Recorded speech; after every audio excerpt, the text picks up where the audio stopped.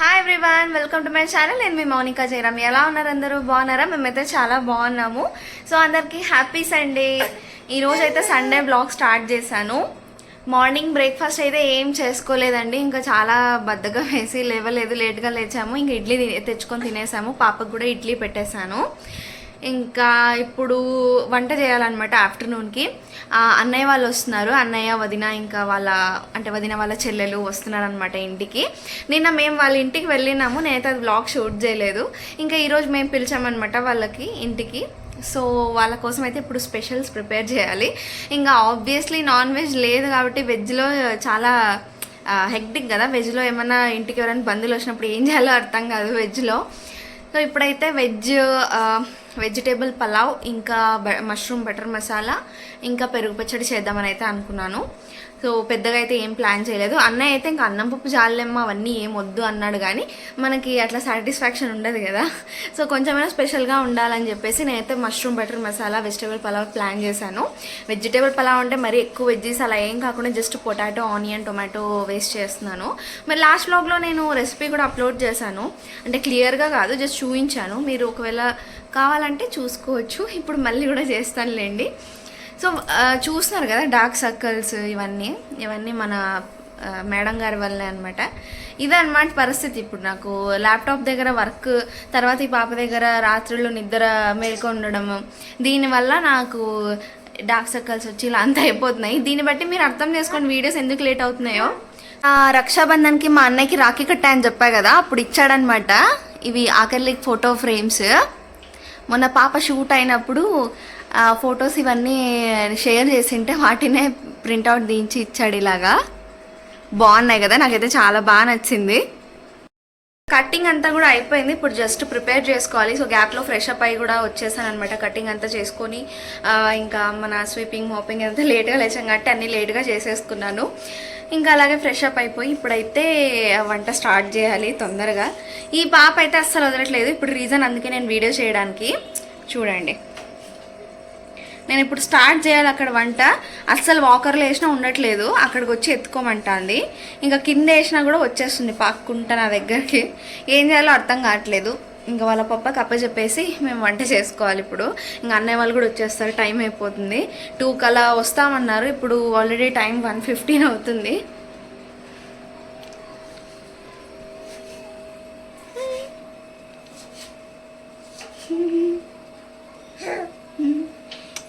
ఇంకొక పక్క అమ్మ ఫోన్ చేసింటే ఇంకా అమ్మతో మాట్లాడుతూ అలాగే కెమెరా ఆన్లో పెట్టి ఇంకా వంట అయితే స్టార్ట్ చేసేస్తున్నాను.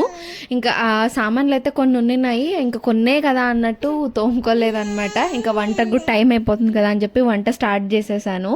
నాకు కావాల్సిన ఒకటే వాష్ చేసుకొని స్టార్ట్ చేశాను అనమాట. ఇంకా తర్వాత మధ్యలో వంట మధ్యలో అన్నీ వాష్ చేసుకోవాలి.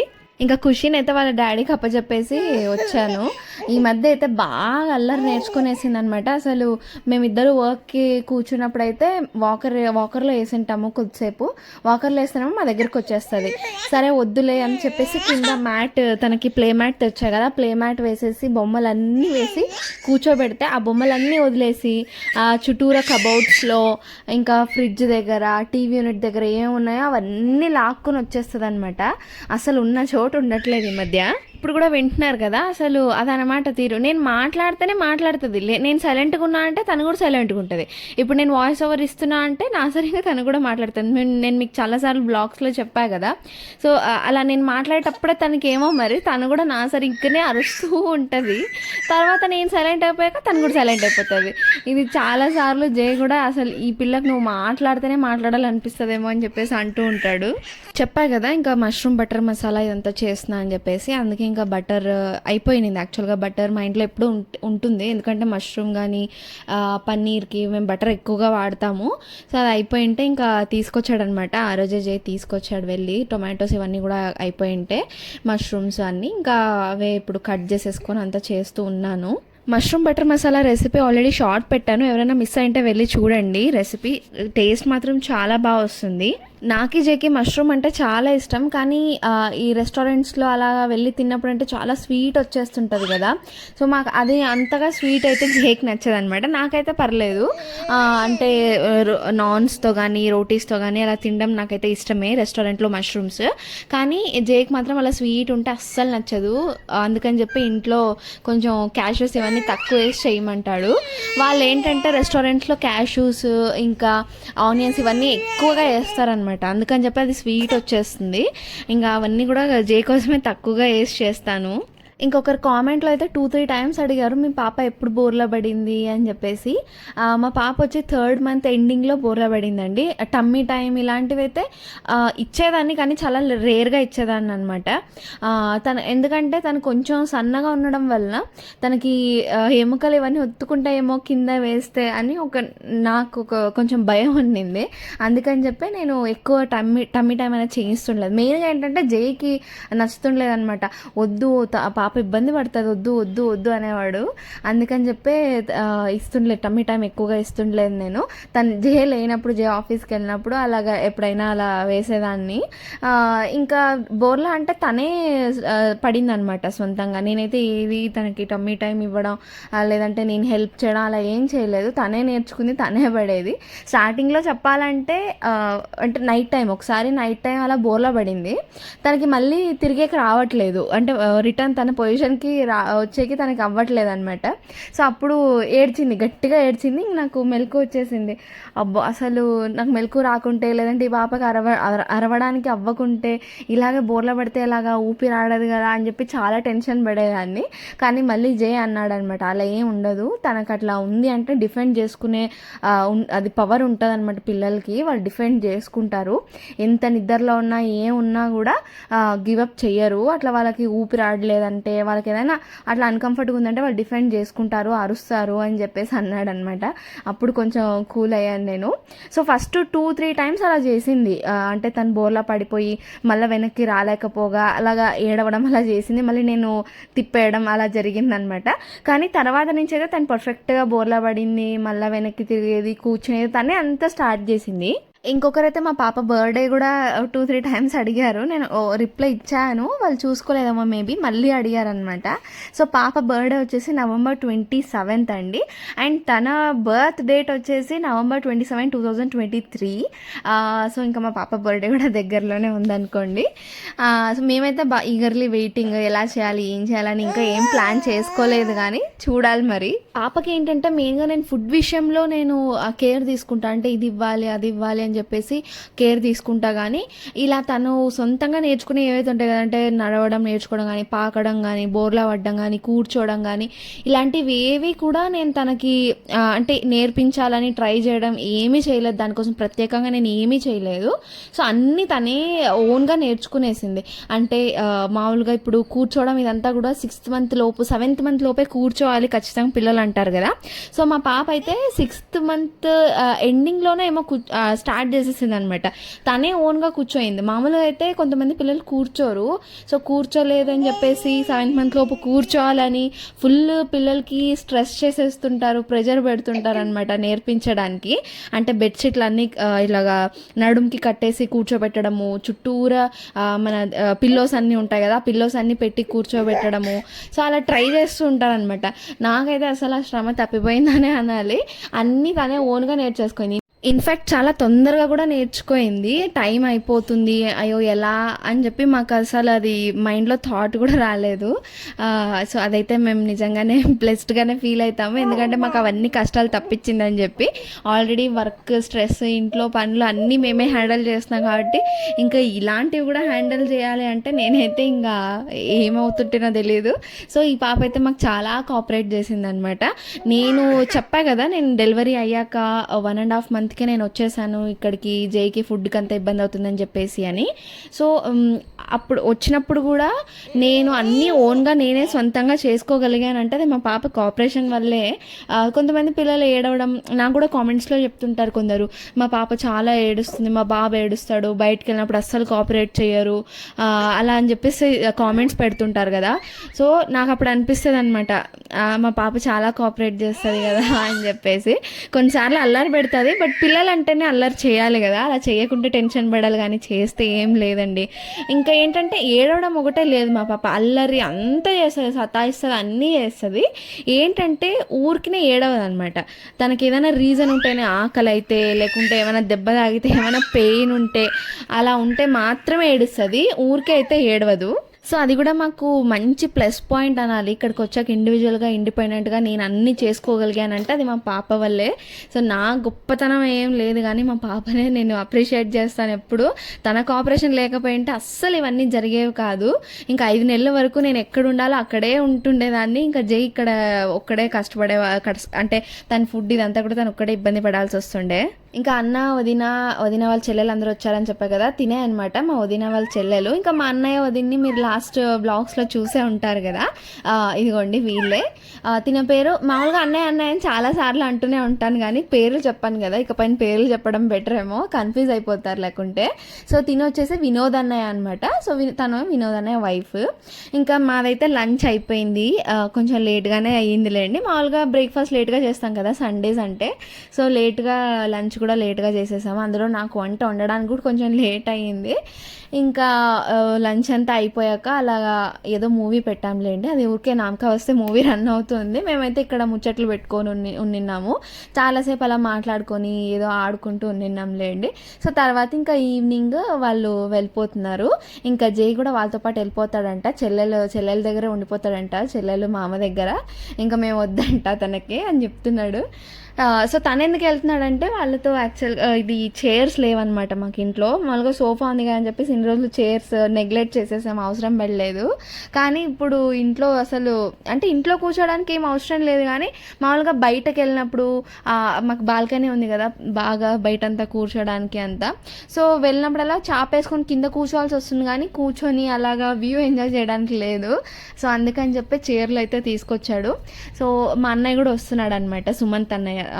అదే నేను ఎప్పుడు వీడియో కాల్లో కూడా ఒకసారి చూపించా కదా మా అన్నయ్య అని చెప్పేసి, తను అనమాట. ఈ మంత్ ఎండ్లో వస్తా అన్నాడు, తనకి ఏదో బెంగళూరులో పని ఉందని చెప్పి.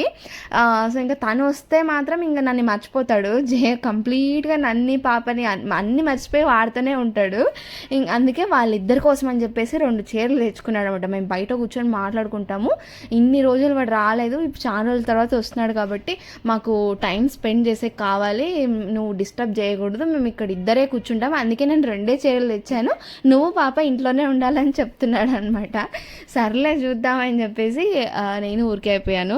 నాకు కూడా ఈ నార్మల్ చైర్స్ వస్తాయి కదా, వాటికంటే బీమ్ బ్యాగ్స్ కానీ లేకుంటే ఇంకా డిఫరెంట్ చైర్స్ వస్తాయి కదా కంఫర్ట్గా కూర్చోడానికి. సో అలాంటివి ఏవైనా ట్రై చేద్దాం అనిపించింది. అందుకనే నేను కూడా సరే 2 చాలు, మీరు తెచ్చుకోండి ఇప్పటికీ, నాకు మళ్ళీ ఎప్పుడన్నా నేను బయటకు వచ్చినప్పుడు నాకు నచ్చిన చైర్ నాకు తెచ్చుకుంటాను నేనని చెప్పాను. సో అందుకని చెప్పి 2 చైర్లు అయితే తీసుకొచ్చుకున్నాడు తను వెళ్ళి. ఇంకా మేమైతే ఇలాగ బయట అలా క్లైమేట్ అంతా చాలా బాగుంది, చూస్తున్నారు కదా ఎలా ఉందో, ఫుల్ చల్లగా గాలి వస్తుంటే ఇంకా పాపను అలాగా తీసుకెళ్ళాలన్నమాట గాల్లో. తన జుట్టు అంతా ఎగిరిపోతుంది, ఫుల్ అంటే హ్యాపీ ఫీల్ అవుతుంది అనమాట, అరుస్తుంది యాక్చువల్గా బ్యాక్గ్రౌండ్లో.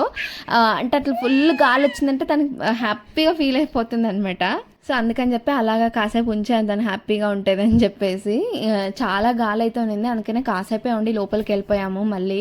ఇంకా క్లైమేట్ అంతా కూడా చాలా బాగుంది ఆ రోజు ఈవినింగ్. ఇంకా ఎక్కువసేపు అయితే ఉండలేం కదా, బాగుందని చెప్పేసి మళ్ళీ పాపకి కోల్డ్ అలా ఏమైనా వచ్చేస్తే కష్టం కదా, అందుకని చెప్పి వెళ్ళిపోయాం లోపలికి. నేనైతే అసలు రోజుకు ఒక 1000 టైమ్స్ మా పాపకు ముద్దులు పెడుతూనే ఉంటానేమో, నాకైతే అనిపిస్తుంటుంది నా వల్లే బుగ్గలు కందిపోతాయేమో పాపం అని చెప్పేసి.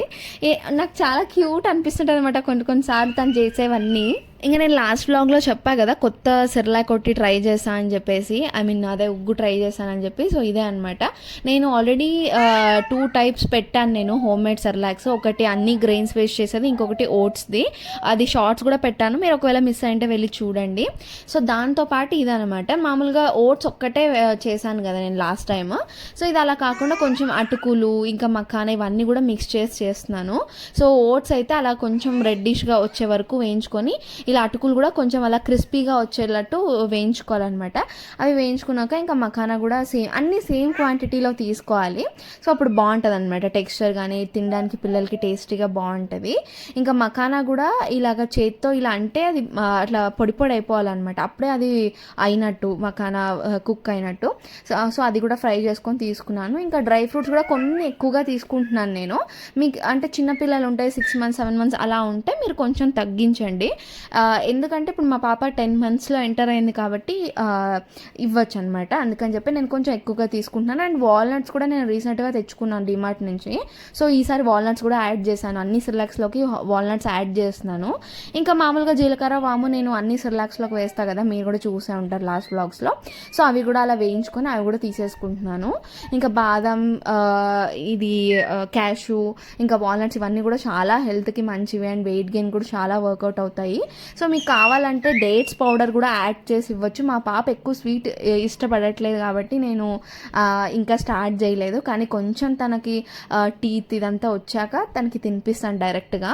సో ఈ మామూలుగానే ఉగ్గు ఎలా ప్రిపేర్ చేసుకుంటామో ఇది కూడా సేమ్ అలానే ప్రిపేర్ చేసుకోవాలి. చాలా ఫైన్గా గ్రైండ్ చేసుకొని ఇలా వాటర్ వేసుకొని కొంచెం కుక్ చేసుకున్నా సరిపోతుంది. యాక్చువల్గా ట్రావెల్ ఫ్రెండ్లీ చెప్పాలంటే, అంటే మనం బయటకి ఎక్కడికైనా వెళ్ళినప్పుడు మనకి ఇలా గ్యాస్ ఇదంతా అవైలబుల్ ఉండదు కదా. సో ఆ టైంలో మనము జస్ట్ హాట్ వాటర్ ఫుల్గా బాయిల్ అయ్యి ఉండాలి వాటర్.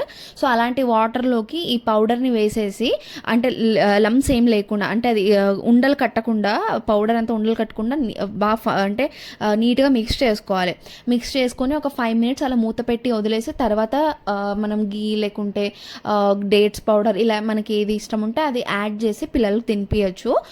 కానీ ఉండలు కట్టుకోకుండా చూసుకోవడం అయితే ఖచ్చితంగా అది జాగ్రత్త పడాలి, లేదంటే మళ్ళీ కడుపు నొప్పి రావడం అలా అయిపోతుంది. ఇంక ఇదైతే ఆ రోజు జన్మాష్టమి అనమాట. ఆ రోజు ఏం కాదులేండి, నిన్ననే యాక్చువల్గా అది మా అన్నయ్య వాళ్ళు వచ్చినది అయితే సండే, ఇది మండే వ్లాగ్ అంటే కంటిన్యూయేషన్ జరిగింది లేండి. ఇంకా ఆ రోజు మా అన్నయ్య వాళ్ళు వెళ్ళాక నేను ఏం వ్లాగ్ షూట్ చేయలేదు, అందుకని చెప్పి ఇంకా నెక్స్ట్ డే అలానే కంటిన్యూ చేశాను. సో జన్మాష్టమి రోజు మా ఇంటి దగ్గర ఒక స్కూల్ ఉందని చెప్పా కదా, ఇండిపెండెన్స్ డేకి వచ్చారు పిల్లలు అందరూ. సో ఆ స్కూల్ వాళ్ళే జన్మాష్టమికి కూడా ఇలాగ అందరూ ఇలాగా వేషాలన్నీ ధరించి వస్తూ ఉన్నారనమాట. చిన్ని చిన్ని కృష్ణులు, చిన్ని చిన్ని రాధలు అలా నడుచుకుంటూ వస్తుంటే ఒక వీడియో తీశాను.